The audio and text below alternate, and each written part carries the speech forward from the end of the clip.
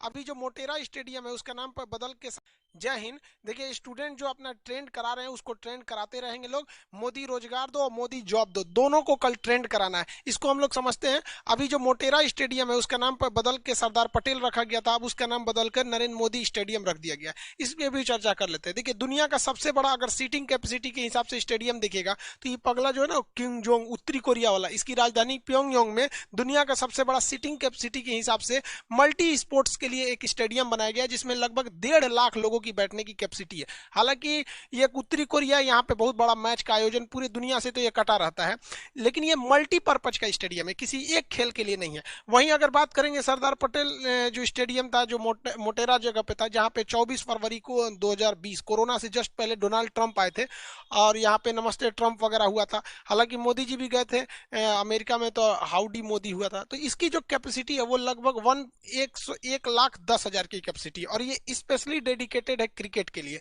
इस हिसाब से अगर आप देखेंगे तो एक सीटिंग कैपेसिटी के हिसाब से ये सेकंड आ जाता है, बट क्रिकेट के हिसाब से अगर आप देखेंगे ओनली फॉर क्रिकेट तो ये दुनिया में इसकी रैंकिंग क्रिकेट के स्टेडियम के हिसाब से टॉप पे चली जाती है।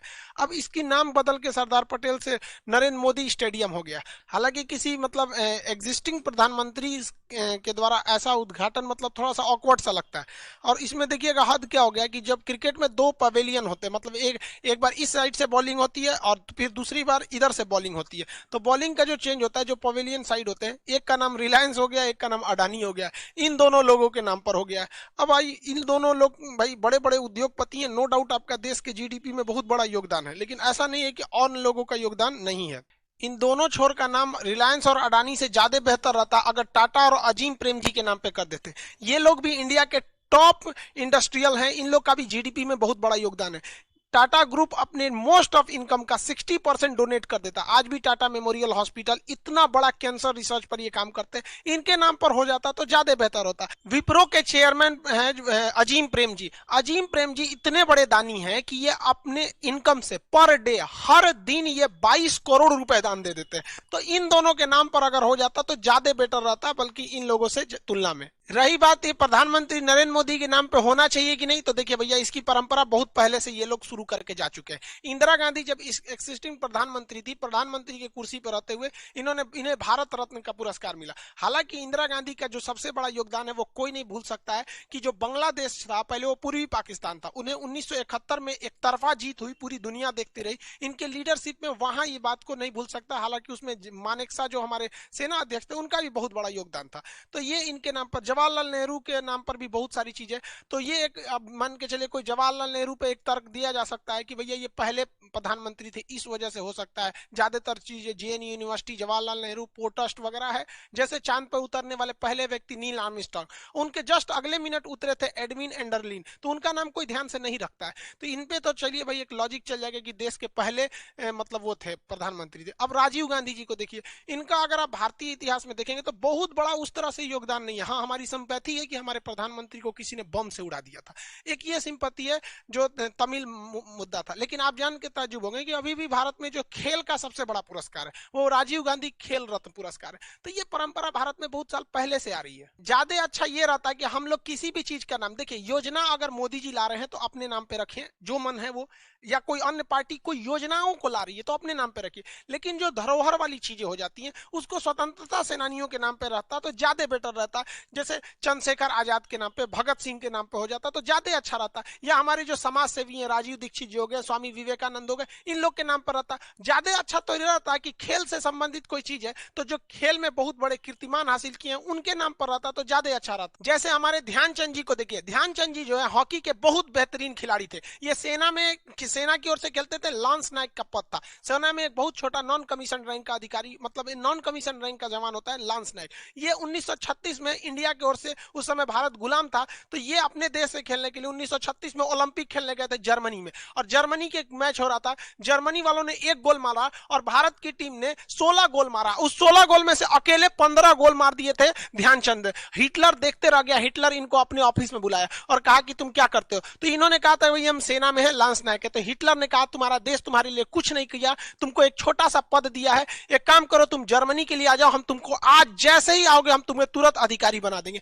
मेजर ध्यानचंद जी ने जर्मनी के तानाशाह हिटलर को जवाब दिया कि मेरे देश का कर्तव्य नहीं है कि वो मेरे लिए कुछ करे, ये मेरा कर्तव्य बनता है कि हम अपने देश के लिए कुछ करें। और इन्होंने अपने भारत के लिए खेलना पसंद किया। भारत सरकार ने भी इनको बहुत ध्यान दिया और इन्हें लांस नायक ले जाके आगे मेजर तक की उपाधि दी गई थी। तो इन लोगों के नाम पर अगर स्टेडियम रखे जाएंगे तो ज्यादा होगा और हमारी भी रुचि, मतलब जो लोग हैं वो खेलने में आगे बढ़ेंगे, इनसे प्रेरणा लेंगे। व्यक्तिगत रूप से अगर आप हमारी राय मानेंगे तो हमारे हिसाब से ये होना चाहिए कि अभी जो गलवान इशू चल रही है वो बहुत करंट का इशू है। अभी के वक्त में अगर कोई किसी चीज का उद्घाटन होता है तो हमारे जो गलवान में शहीद हुए थे उस वक्त में हमारे कर्नल साहब संतोष बाबू, इनके नाम पर रहता तो देश को कुछ ज्यादा गौरवान्वित महसूस होता, क्योंकि इन्होंने अपना सब कुछ दे दिया।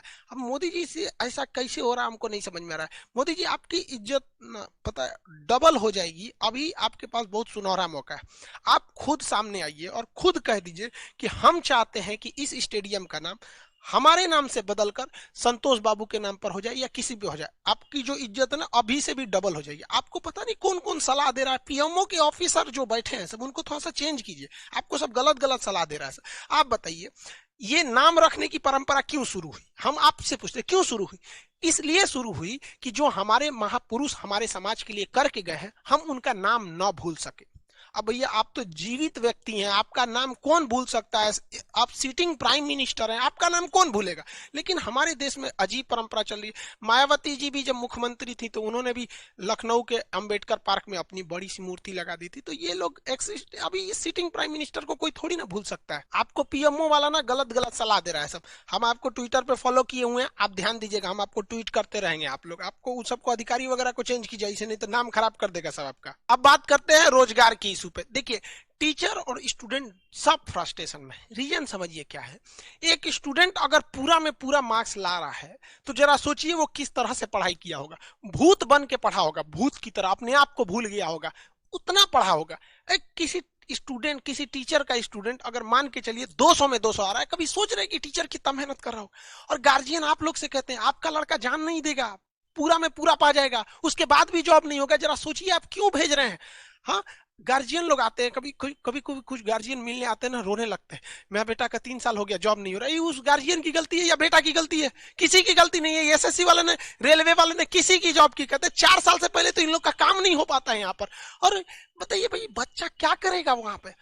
फ्रस्ट्रेशन में है बच्चा, टीचर, गार्जियन सब परेशान है। इन एसएससी वालों कोई टेंशन नहीं, रेलवे वालों को सबकी बात करें ए टू जेड वैकेंसी। कुछ वैकेंसी जैसे अच्छी, अभी आईबी ने जो कंडक्ट कराया था क्वेश्चन पेपर अच्छे से दे दिया, थोड़ा बहुत ट्वीट कराया गया तो एसएससी ने अपनी वैकेंसी बढ़ा दी 400-500 वैकेंसी। बट ये लेमचूस है, आपको उलझाया जा रहा है। आप देखिए ट्रेंडिंग पे से बहुत जल्दी पीछे हट गया। किसी ने ट्रेंड करा दिया कि मोदी गर्लफ्रेंड दो। ये सब फालतू फालतू ट्रेंड है, इनको ट्रेंड कराया जा रहा है। इसलिए अभी जो ग्रुप है टीचर्स के ग्रुप में, जैसे दिल्ली में या हम लोग जितने ग्रुप है, हम लोग ने डिसाइड किया है भाई 2-2 ट्रेंड कराना। एक जो ट्रेंड हो रहा है पहले से, मोदी रोजगार दो, तो इसमें क्या है कि अगर इसके गड़बड़ भी हो सकता है, इसलिए उसी के साथ साथ मोदी जॉब दो, ये दोनों को कल 25 तारीख है, कल 11 बजे से पहले ही ट्रेंड करा देना है।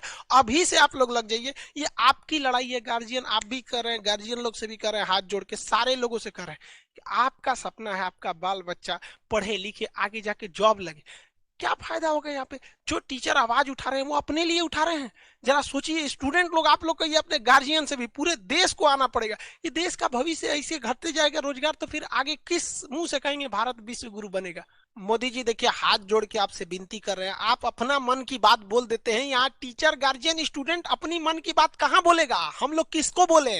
अजब हाल है, समझते भी नहीं इन लोग को। हम यार सबको कहते भाई, जो भी सिस्टम में बैठे उन सबको कहते हैं मत छेड़ो इन युवाओं को, इनसे लड़ना बड़ा मुश्किल होगा। ये ऐसा इतिहास लिख देंगे जिसे पढ़ना बड़ा मुश्किल होगा।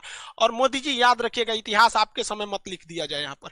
और सबको कहते हैं भाई साहब आप रोजगार के लिए आवाज उठाइए, क्योंकि इतिहास केवल आवाज उठाने वालों को याद रखा जाता है। जब देश गुलाम था ना, तो बड़े बड़े सिंहासन पर बैठे राजा महाराजा भी अंग्रेजों के तलवे चाटते थे। तलवे चाटने वालों को इतिहास में कोई जगह नहीं मिलता है, जगह उसी को मिलता है जो गलत के खिलाफ आवाज उठाता है। ये रोजगार का इशू है। पढ़ा लिखा आदमी क्यों नहीं जॉब मिला? 4-4 साल में आप वैकेंसी निकाल के फाइनल कीजिएगा यहाँ पर। तो इसलिए इससे बेहतर है सब लोग को कल दोबारा याद दिलाते हैं, 25 तारीख को सुबह से ही आपको ट्रेन कराना है। ये आपकी लड़ाई है, आप इसे आगे बढ़िए। आई होप आप सब लोग स्टूडेंट, टीचर, गार्जियन इन सब की समस्याओं को समझ रहे होंगे। आप सब भी कभी ना कभी विद्यार्थी जीवन में रहे होंगे। आपकी भी ये समस्या है। कल जो स्टूडेंट आज जो स्टूडेंट लड़ाई लड़ रहा है अपने हक के लिए, कल अगर ये सिस्टम नहीं सुधरा ना, तो आने वाले वक्त में आपके बच्चों को भी ये लड़ाई लड़ना पड़ेगा। तो लड़का क्या करेगा? पहले फॉर्म भरे, तैयारी करे, एग्जाम दे, उसके बाद लड़ाई लड़े कि हमारा रिजल्ट दो, हमारा मार्क्स दिखाओ। ये गलत बात है ना। आप इसको खिलाफ आवाज उठाइए। हम मिलेंगे कल, फिर जब कल आपको एकदम हर हाल में इसे ट्रेंड कराना है। मिलेंगे नेक्स्ट क्लास में। जय हिंद।